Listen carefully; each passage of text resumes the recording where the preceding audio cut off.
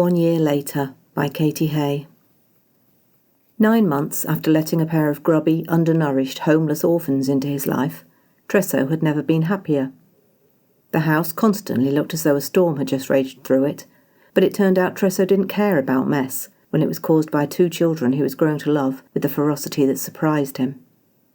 He'd learned early on not to complain about the mess. He'd asked Kal in a joking tone if goblins had perhaps broken in and messed up their room. Instead of smiling, Kal had looked stricken and rushed to collect the clothes from the floor and straighten the bed covers, muttering apologies all the while. Tresso's heart had flipped in his chest, the smile falling off his face. Wait, that was a joke. He set a hand on Kal's shoulder to stop the frantic activity. Kal flinched. Tresso removed his hand like it burned. I'm sorry, Kal. I was just being stupid.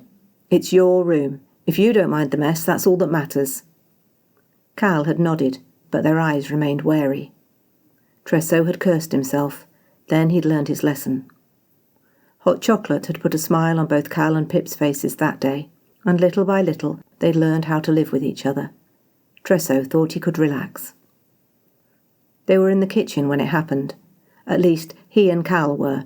Pip, more energetic and rambunctious than Kal, was in the garden, working off their energy by turning somersaults and running around with arms outstretched, pretending to be a dragon. Tresso was preparing dinner, while Kal read aloud, halting but determined, finger tracing beneath each syllable as they sounded them out. Tresso listened carefully, trying to help only when Kal trailed off into absolute silence. You're doing great, he said at one point, glancing back to meet Kal's solemn gaze. You're a quick learner. Kal nodded and looked down, frowning at the next word while their lips moved letter by letter. Tresso turned back to his chopping board. He wished he could wipe away the watchful shadows from Kal's eyes, but it seemed that would take a little while longer yet. He glanced outside to check on Pip. The younger child had relaxed much quicker than Kal, forgetting the troubles of their past more easily. Kal had taken on the protector role, shouldering burdens they'd been far too young for, burdens that were hard to set down still. He frowned, stopping the knife. Pip was not where Tresso had seen him last. Putting the knife down, he took a step towards the door. Kal fell silent, turning to follow his movements. Is something wrong? Kal prompted. Aye. Tresso's reply was cut off by a thump, followed by a child's wail of pain.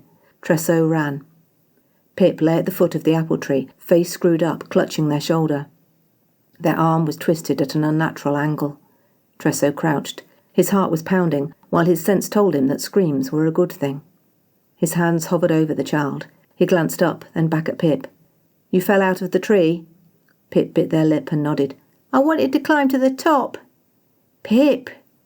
Kal scolded from behind Tresso, as though they were afraid Pip would be told off for the failed attempt. Just your arm hurts? Focusing on the physical injuries, Tresso ran his hands up Pip's legs, making sure they were all right. My arm hurts, Pip wailed, clutching their shoulder. We'll get you fixed, I promise, Tresso soothed. Satisfied he wouldn't do more damage, he scooped Pip up into his arms and began to stride back to the house. Pip turned their face into Tresso's shoulder as they stepped through the door, sobbing.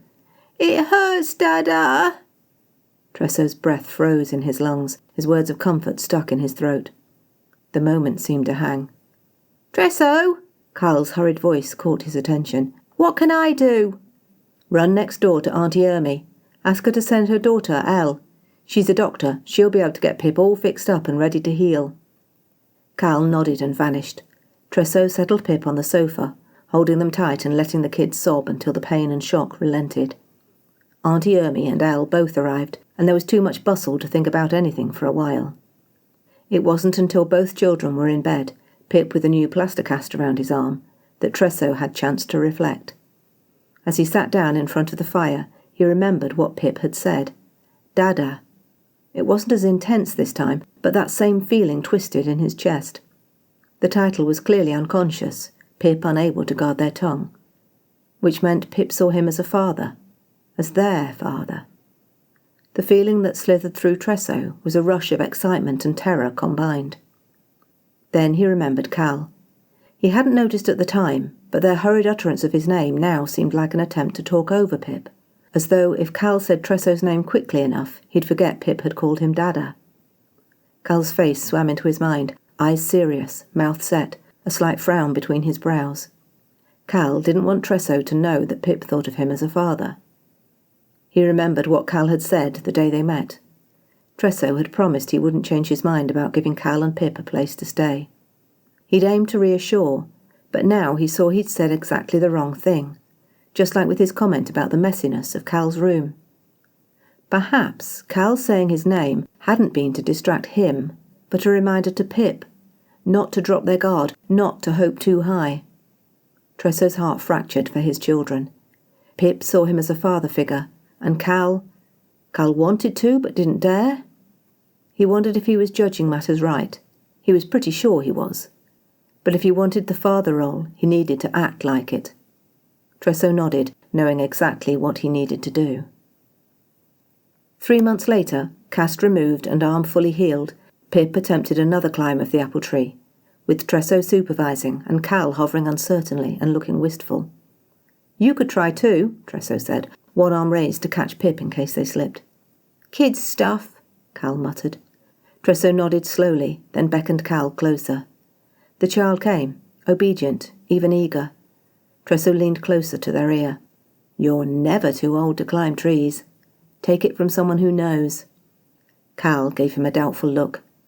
"I'm the king of the castle," Pip cried, kicking their dangling legs from where they sat in the V of one of the branches. Tresso cocked a brow at Kal. "Are you going to let that stand?" Kal grabbed a branch with both hands, set a foot in a hollow that might have been placed for the purpose, and boosted up. By the time they'd reached a branch parallel to Pip's, they were smiling. It lifted Tresso's heart to see it. "Can I eat an apple?" Pip demanded, reaching for one of the fruit. "Not yet," Tresso said. "I don't want you to spoil your appetite. I have something special planned tonight." "A surprise?" Pip asked, eyes sparkling. "I guess it might be a surprise," Tresso said. "What is it?" Pip demanded. Kal rolled eyes and spoke in a tone that was about 100 years older and wearier than their sibling. "If he tells you, it won't be a surprise." A knock sounded on the back gate. Tresso twisted, smiling. "You might be about to find out." He checked that the 2 children were secure in the tree, then hurried to meet Auntie Ermy at the gate. She arrived wreathed in smiles and carrying a box. Her eyes widened when she saw Pip and Kal. "Haven't you two had enough of trees?" she chided with a laugh.